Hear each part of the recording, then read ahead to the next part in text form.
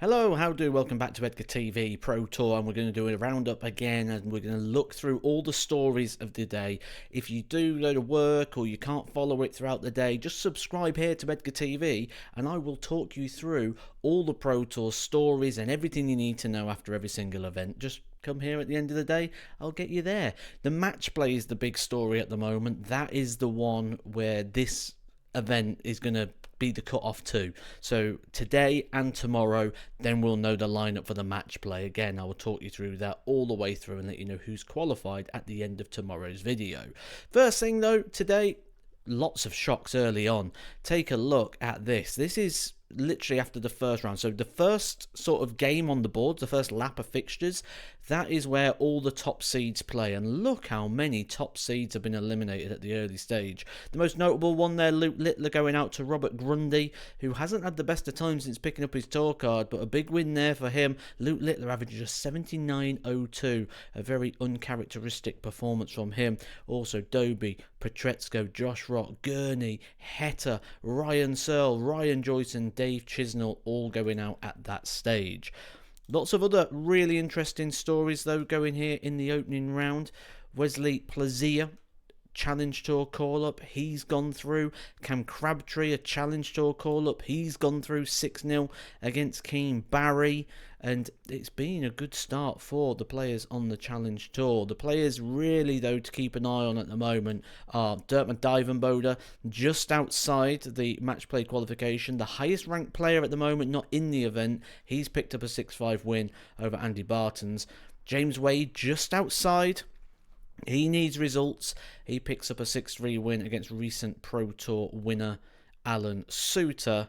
And I can also tell you that Kevin Doetz, the person holding that position, also picked up a win in this round. Mervyn King, someone who needs wins in order to keep hold of his card, he goes down with just an 80 average. Andrew Gilding looks safe in the match play, but a little bit extra there is just going to really strengthen his position. Another £1,000 onto his order of merit.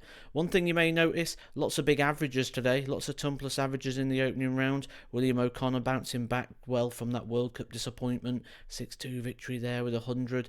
Jose de Souza's decline continues. Connor Scott, another Challenge Tour player, 6-2 victory over Simon Whitlock. There's the Kevin Doetz win. He picks up a 6-2 win over Benjamin Roos of Denmark. Now, the second round phase of the tournament is where we really focus on those big performers, the players averaging over the 100, and you'd think after all the 100 plus averages in round one, we'd have quite a lot in the second round. In fact, we didn't really get many at all. We only got the two. There was two players that recently played in the World Cup. Johnny Clayton, 100 average in his 6-2 win over the Scottman, Connor Scott.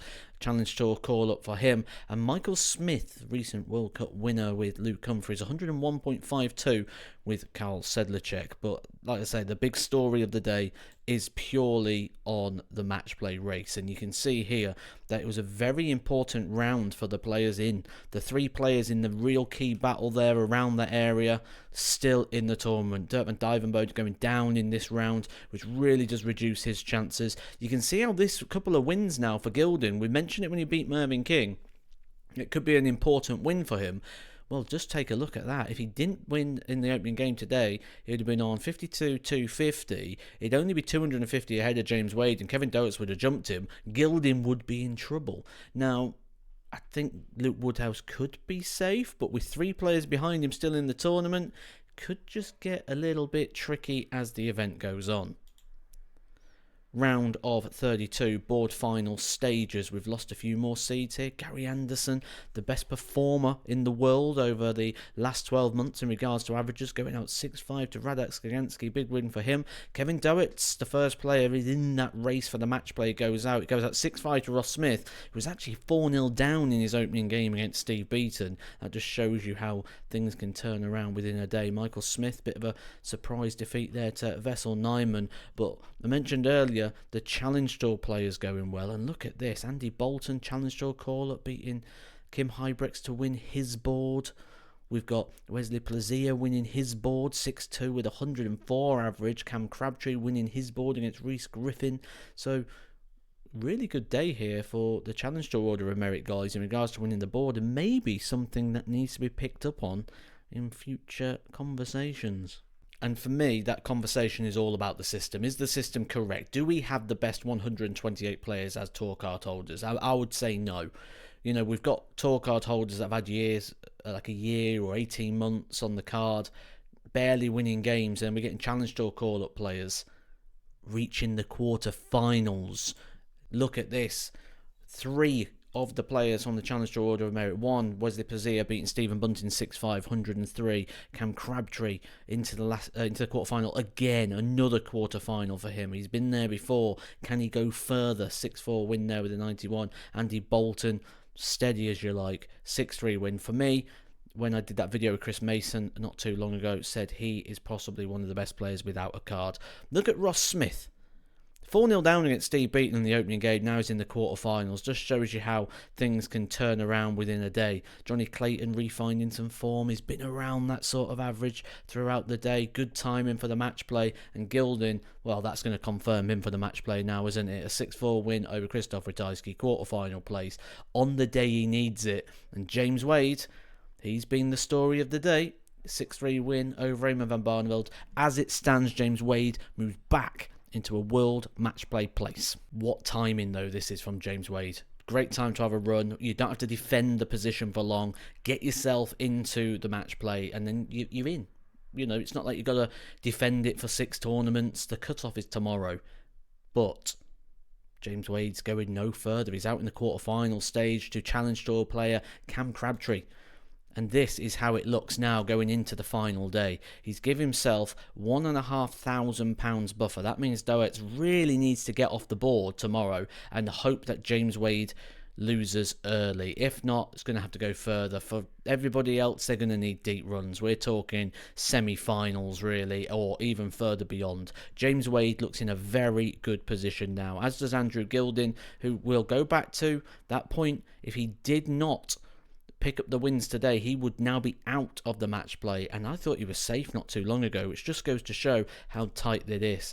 This is confirmation of the results at this stage. The 3 Challenge Tour players that we've been talking about all the way through this are in the semi-finals. So further validation once again to the narrative that maybe the system needs a little bit of tweaking in order to get the best 1-8 players. Ross Smith, spoke about it all day. Steve Beaton had him beat. Couldn't get over the line in the end, and now Ross Smith's in the semi-finals. Imagine if he goes on to win it. He did. He did go on to win it. He beat Wesley Plazia in the final.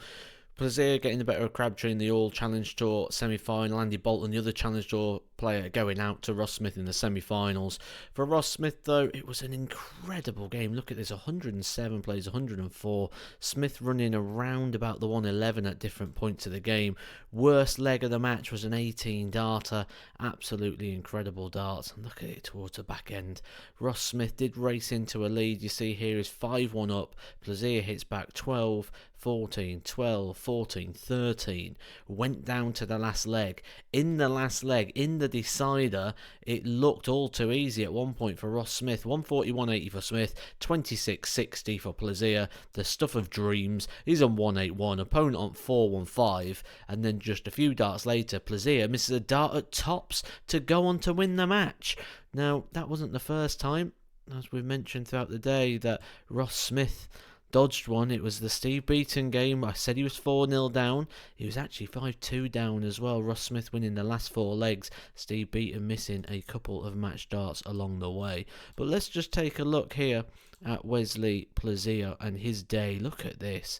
94 in the first round, 98, 104, 103, 95, 101 and 104 there in the final. Really good day for him.